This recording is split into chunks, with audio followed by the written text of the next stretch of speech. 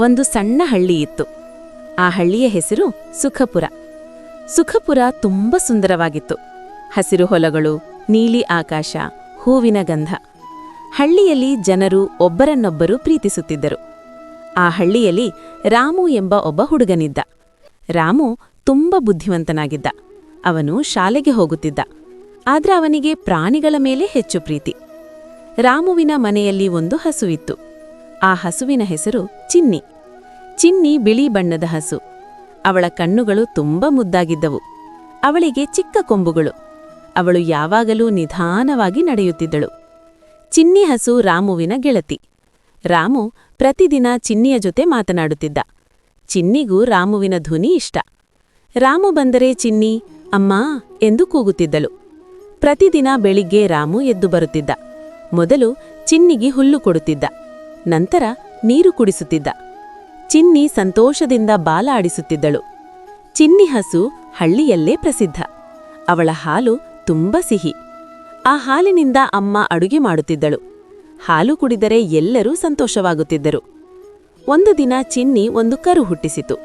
ಆ ಕರುವಿನ ಹೆಸರು ಗುಂಡು. ಗುಂಡು ತುಂಬ ಚಿಕ್ಕದು. ಅವನು ತಡತಡನೆ ನಡೆಯುತ್ತಿದ್ದ. ಮಕ್ಕಳು ಗುಂಡುವನ್ನು ನೋಡಿ ನಗುತ್ತಿದ್ದರು. ರಾಮು ಗುಂಡುವನ್ನು ತುಂಬ ಇಷ್ಟಪಡುತ್ತಿದ್ದ. ಅವನು ಗುಂಡುವಿಗೆ ಹುಲ್ಲು ತೋರಿಸುತ್ತಿದ್ದ.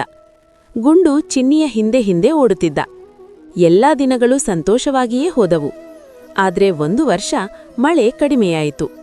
ಹಳ್ಳಿಯಲ್ಲಿ ಬರ ಬಂತು. ಹೊಲಗಳಲ್ಲಿ ಹುಲ್ಲು ಕಡಿಮೆಯಾಯಿತು. ಚಿನ್ನಿಗೆ ತಿನ್ನಲು ಹುಲ್ಲು ಸಿಗಲಿಲ್ಲ. ಅವಳು ದುಃಖವಾಗಿ ಕಂಡಳು. ರಾಮು ಚಿಂತೆಗೆ ಒಳಗಾದ. ಚಿನ್ನಿಗೆ ಏನು ಮಾಡಬೇಕು ಎಂದು ಯೋಚಿಸಿದ. ರಾಮು ಅಪ್ಪನ ಬಳಿ ಹೋದ. ಅಪ್ಪ ಹೇಳಿದರು, ನಾವು ಎಲ್ಲರೂ ಸೇರಿ ಚಿನ್ನಿಯನ್ನು ಕಾಪಾಡಬೇಕು. ಹಳ್ಳಿಯ ಜನರೆಲ್ಲ ಸೇರಿದರು. ಎಲ್ಲರೂ ಹಸುಗಳಿಗೆ ಹುಲ್ಲು ತರಲು ಹೋದರು. ಕೆಲವರು ನೀರು ತಂದರು. ಕೆಲವರು ಹಳೆಯ ಅಕ್ಕಿ ಕೊಟ್ಟರು. ಚಿನ್ನಿಗೆ ಮತ್ತೆ ತಿನ್ನಲು ಸಿಕ್ಕಿತು. ಅವರು ನಿಧಾನವಾಗಿ ಚೇತರಿಸಿಕೊಂಡಳು. ಗುಂಡು ಕೂಡ ಖುಷಿಯಾದ.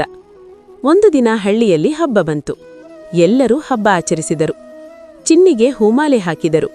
ಮಕ್ಕಳು ಚಿನ್ನಿಯನ್ನು ಸುತ್ತಿಕೊಂಡು ನೃತ್ಯ ಮಾಡಿದರು. ರಾಮು ಚಿನ್ನಿಯ ಕಿವಿಯಲ್ಲಿ ಹೇಳಿದರು, ನೀನು ನಮ್ಮ ಮನೆಗೆ ಬಾ.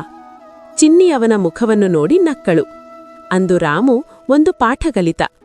ಪ್ರಾಣಿಗಳನ್ನು ಪ್ರೀತಿಸಬೇಕು. ಅವು ನಮ್ಮ ಜೀವನದ ಭಾಗ. ಹಸು ನಮಗೆ ಹಾಲು ಕೊಡುತ್ತದೆ. ನಾವು ಅವುಗಳನ್ನು ಕಾಪಾಡಬೇಕು.